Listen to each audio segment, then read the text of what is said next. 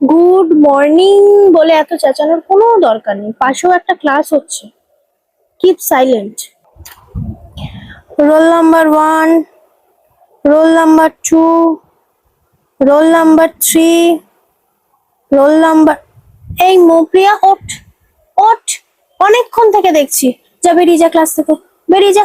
অনেকক্ষণ থেকে আমি লক্ষ্য করছি তুই তো সমানে গল্প করে যাচ্ছিস, তুই আর তোর পাশের জন। যা বেরিয়ে যা, বেরিয়ে। তুই বেরোবি না আমি বেরিয়ে যাব, কোনটা? Roll number 7।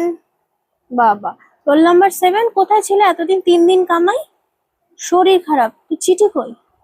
আমি বলেছি না যে যে কামাই করবি তার চিঠি যেন আমি আসার আগে আমার টেবিলের উপর থাকে।